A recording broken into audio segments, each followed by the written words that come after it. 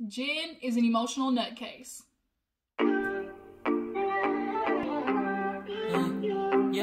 Hey you guys, what's up? Your girl G here. Welcome back to my channel. Appreciate you for tuning in. I didn't get a chance to upload the other day a Daily Squeeze episode about everything that's going on with LaToya Luckett, YFN Lucci, you know, Dr. Dre, all of that has been going on. I talked about it a little bit on a live that I did. I did it a little bit later on in the day, but I think what I'm going to start doing is doing my lives a little bit earlier.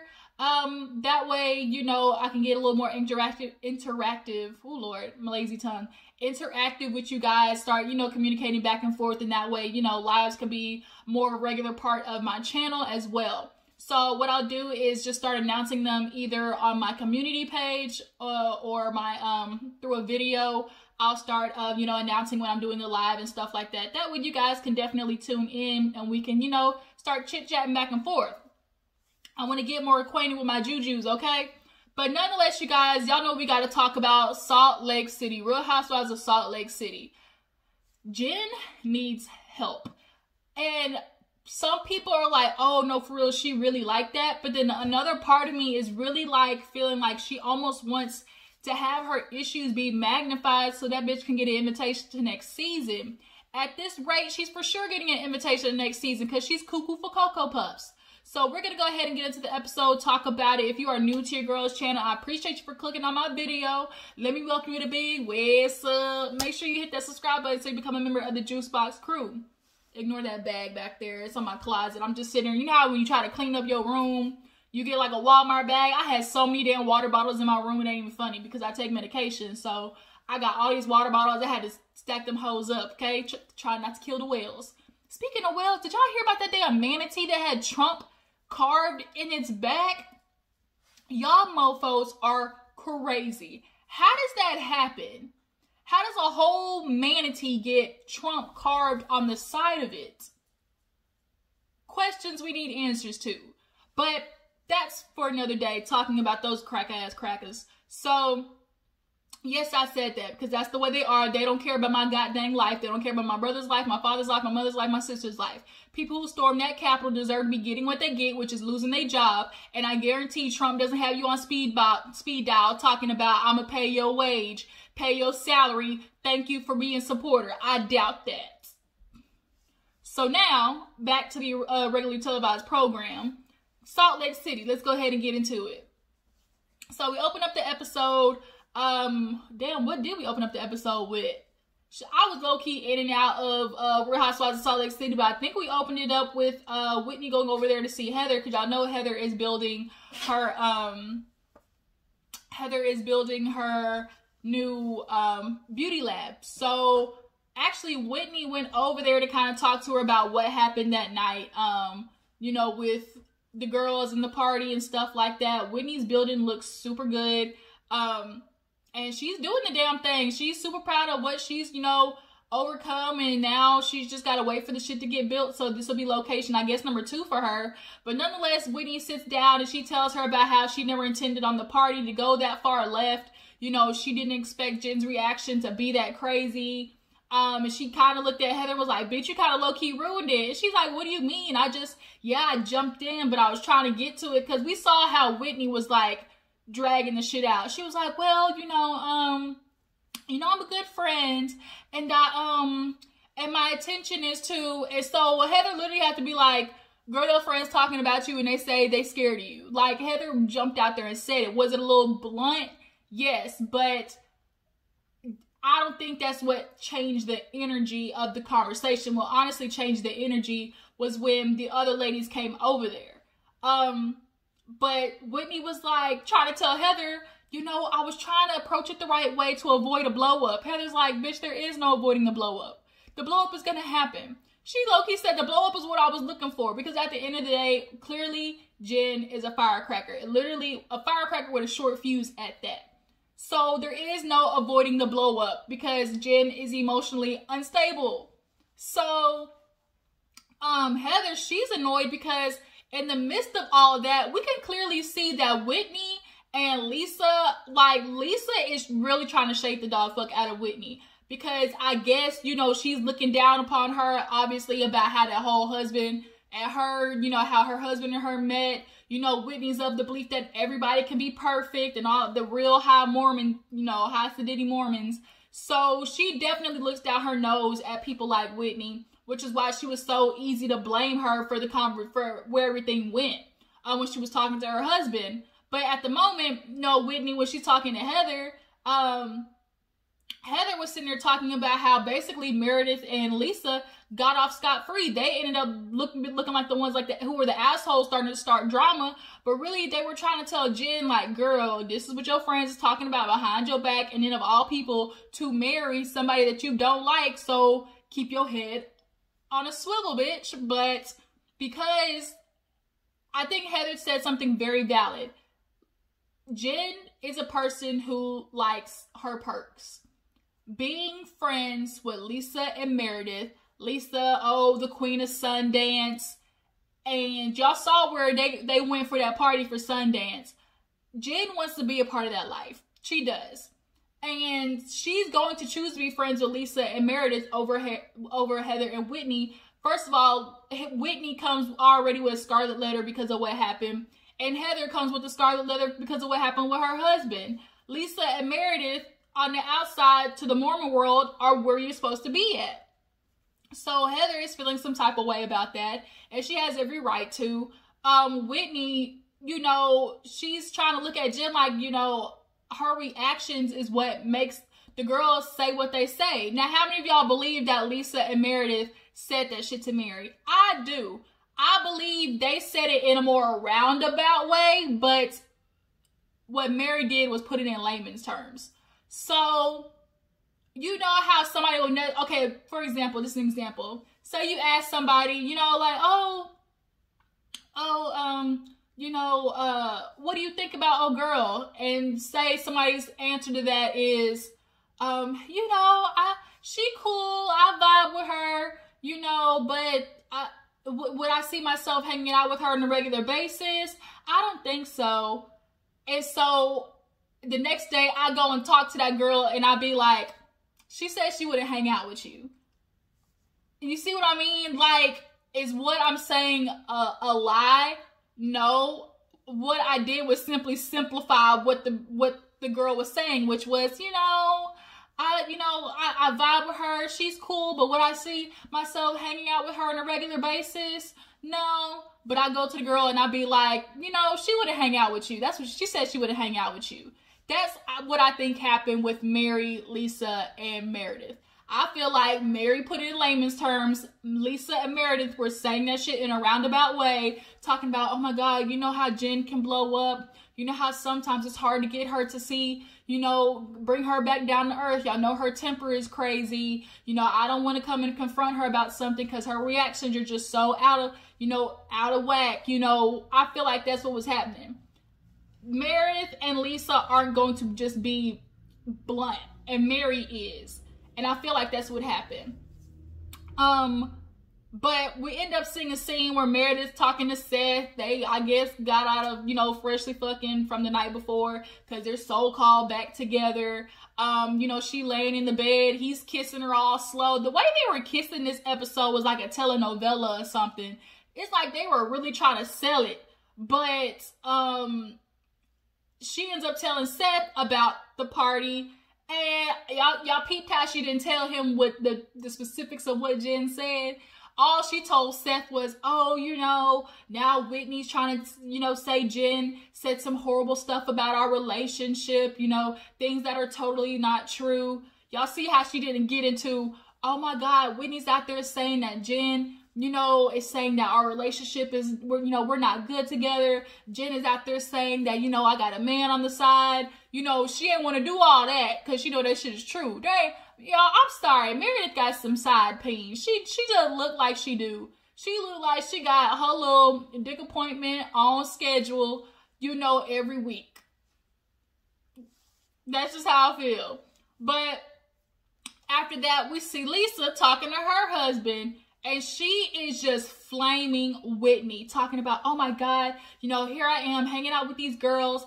And, you know, they're just trying to tell Jen so much stuff that me and Meredith are scared of her. I'm not scared of Jen. I can't believe she said I was scared of Jen. And it's like, first of all, y'all are putting too much emphasis on the scared of Jen part.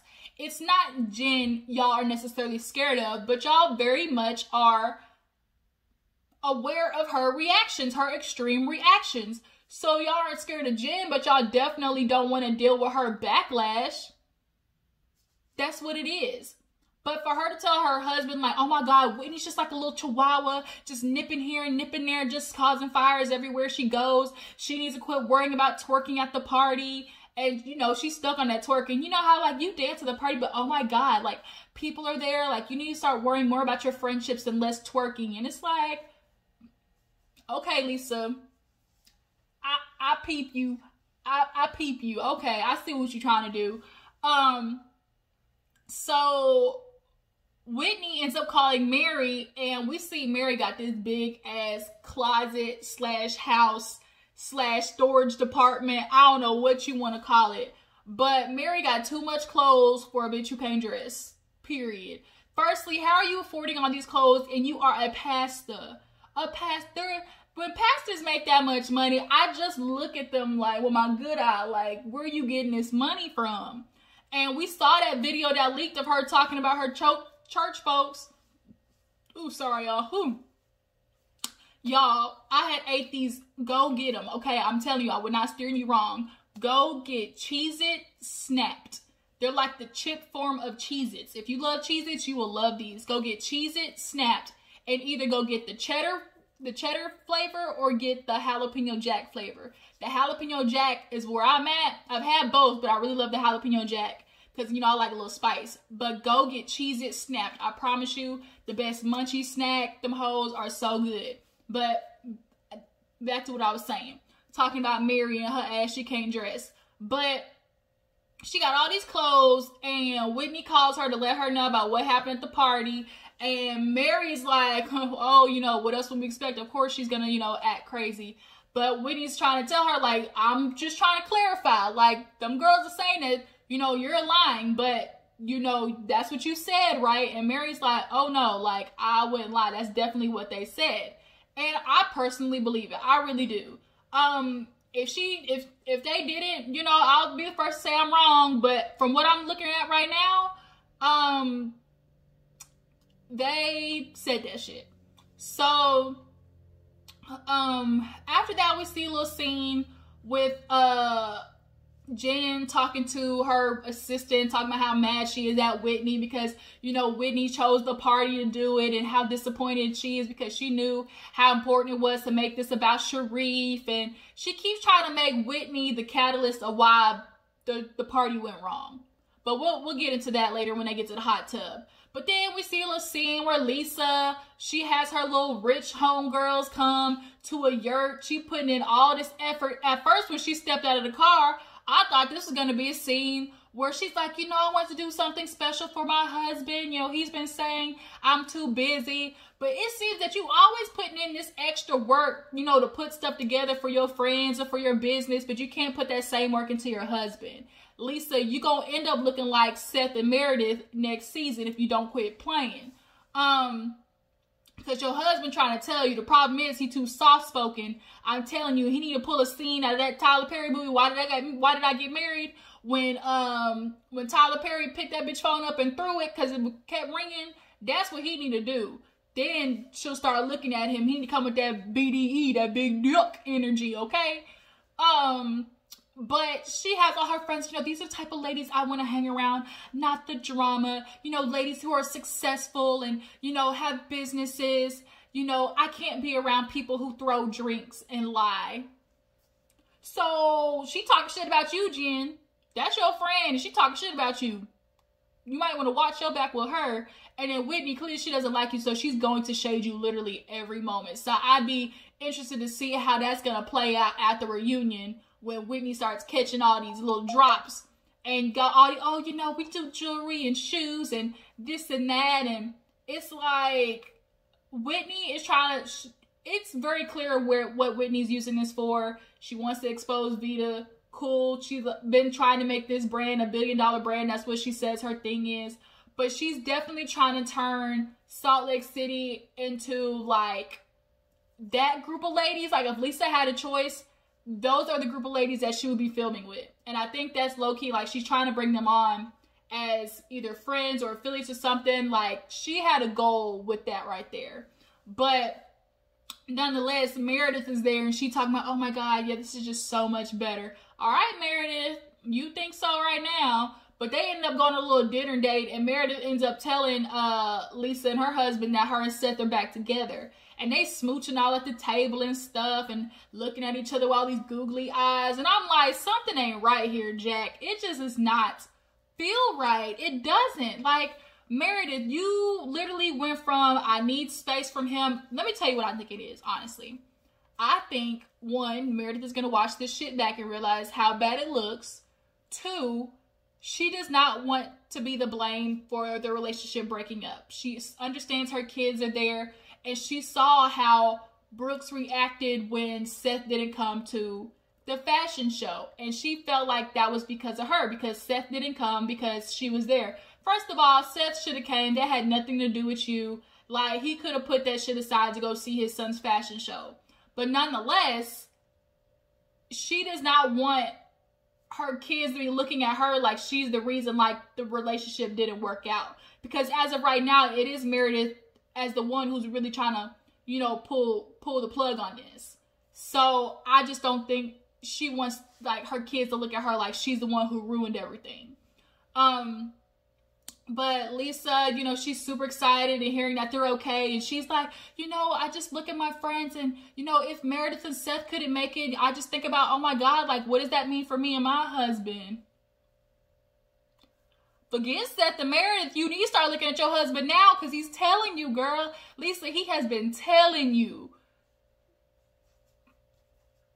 Take heed, bitch.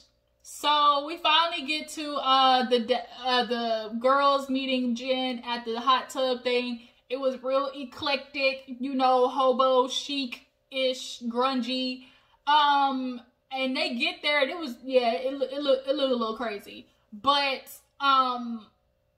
Jen comes with her assistant. They get there and they actually end up walking up to a hot springs that was very beautiful. It was really pretty. And they sit in the tub and, you know, Whitney is trying to tell Jen, look, Jen, you know, I recognize that telling, you know, you at, you know, Sharrieff's birthday, you know, I should have done better. That's where, as far as Whitney's apology should lie.